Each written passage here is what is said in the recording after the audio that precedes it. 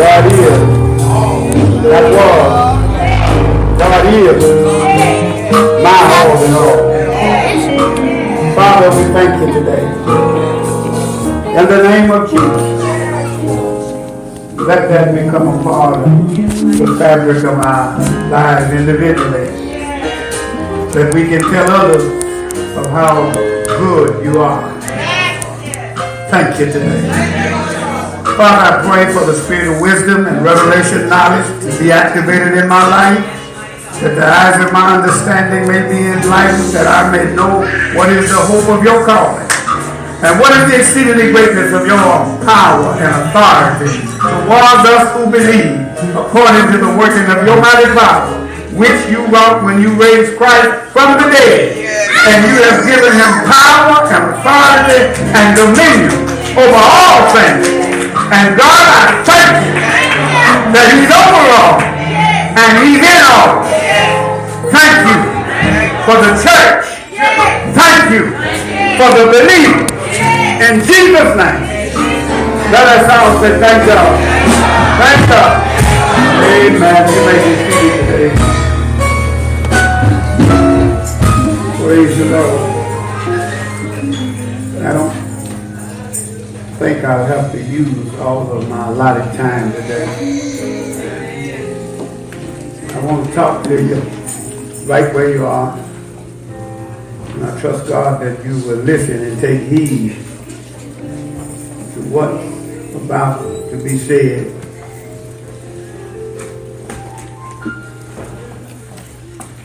Month plus ago, I started.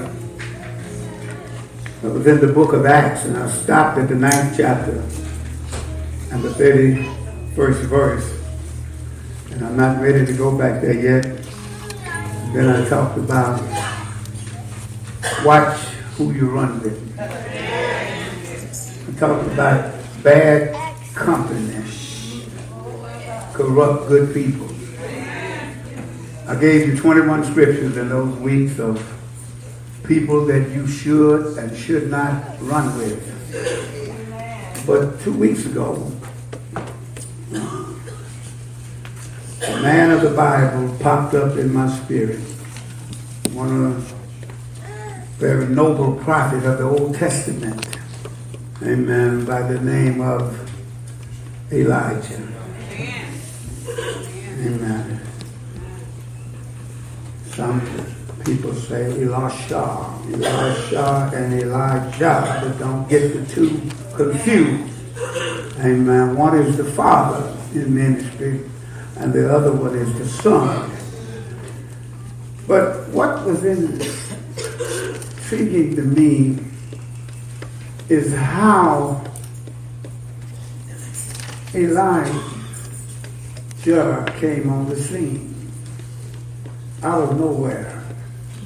I went back and I studied. I wanted to know who his father was, who his mother was. And it kind of seemed like somebody just walked in one day. The reflection, a reminder of Melchizedek, the priest of Salem. Didn't know his father, didn't know his mother, only knew that he was the priest of Salem, and Abraham paid tithes to him. If you go back to Genesis, walk with me. I'm not going to do no 40 minutes today, but what I got to say to you, if you take it at face value, it will greatly impact, it will greatly promote your way of thinking, it will get you from one degree of grace unto another. It will cause you to learn and appreciate and to follow the instructions that you're given. Amen. But, you know, if I talk about Abraham, I know that he was a worshiper of idol and pagan gods. I know his father was named Turan, and God spoke to him and told him to move out.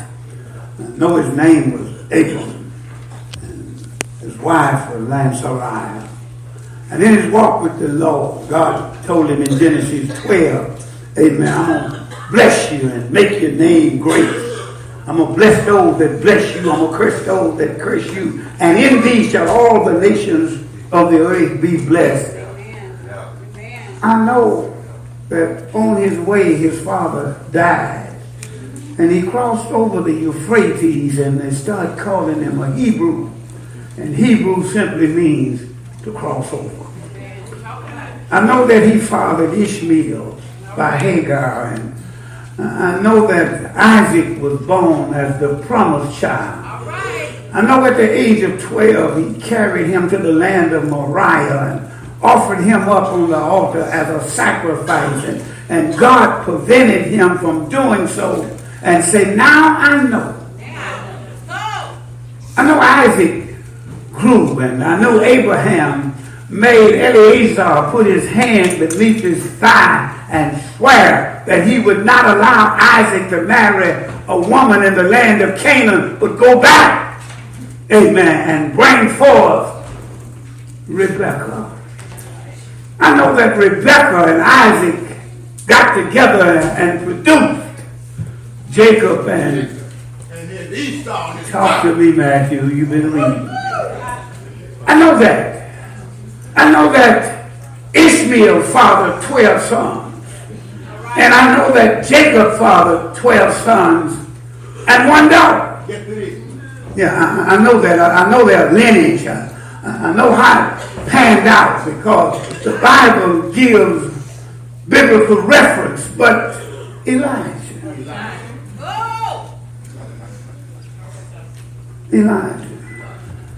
This man, I'm trying to figure where he came from. One day he just walked in.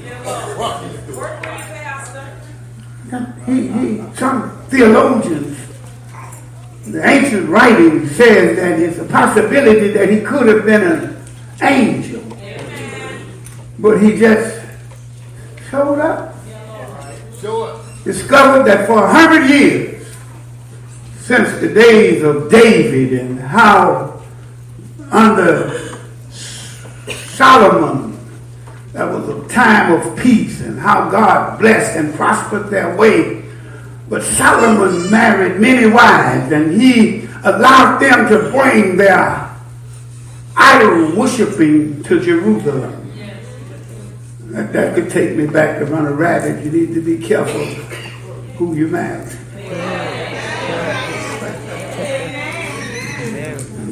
But I'm not going to run that rabbit today. Amen. I'm not going to run him. But I'm just giving you the genealogy. Amen. I understand that I can step over in the New Testament and I can say from Abraham to David, 14 generations, and from David to the carrying away of Babylonian